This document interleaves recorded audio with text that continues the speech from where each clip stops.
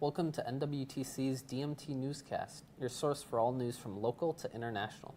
Your hosts for today's show are myself, Tag Towns, and my co-host, Leah Beyer. We have a happy update on Lindsey Vonn. She had a successful third surgery on her left leg this past Wednesday. Lindsey says, quote, "It went well," and she, quote, "will be able to finally go back to the U.S." Lindsey had a lot of eyes on her coming back after 6 years in retirement and having torn her ACL only 9 days prior to the accident. But she tells fans to not be sad and appreciates all the empathy online. We wish Lindsey a speedy recovery and a safe trip home. In other news, Blocow has begun in Rio de Janeiro with people bringing their dogs out to the celebrations to help protest animal cruelty. Blocow is the combination of the words bloco and cow, bloco meaning carnival street party and cow meaning dog. Carnival goers have been dressing up their dogs for the festivities and hope to bring more awareness to animal cruelty following the death of a dog in January, which was allegedly beaten to death by a 15-year-old in South Brazil.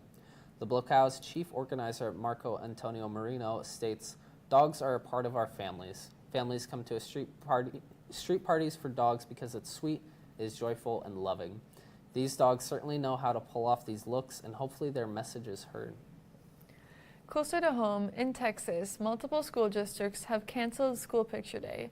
This comes as a result of many concerned parents emailing about the CEO of Apollo Global Management, an investment fund management company, being linked to Jeffrey Epstein. Apollo recently bought the company Shutterfly, which is the parent company of LifeTouch, who's responsible for the majority of school picture days and photographs millions of children per year. However, Apollo bought Shutterfly back in September 2019, a month after Epstein's death, and had no connections to him while alive. Furthermore, LifeTouch stated recently, "No LifeTouch executives have ever had any relationship or contact with Epstein, and we have never shared student images with any third party, including Apollo," and also said Apollo does not currently have access to student photographs. In local news, last Thursday, 6 sanitary sewer leaks were identified and stopped, but not before about 8,560 gallons of wastewater seeped out. Of that, 2,200 gallons entered the East River and the storm sewer system. Cleanup is well underway at 6 different sites, with teams already having cleared up 12,000 gallons of snowmelt, wastewater, and rinse water. The crews are still evaluating what happened, but state that the leaks were small, but various factors such as time and flow rate could have affected how much leaked out. Hopefully they can get this cleaned up quick and prevent further leaks.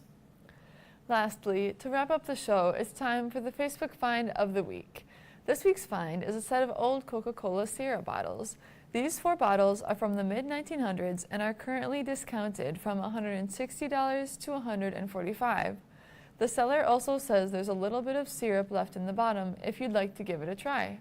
Personally, I think you should keep these bottles well away from your mouth, but who am I to say? Maybe they still taste good. With that concludes this week's showing of the big news. I'm Tag Towns. And I'm Leah Beyer. And tune in next week for more big news. Good night.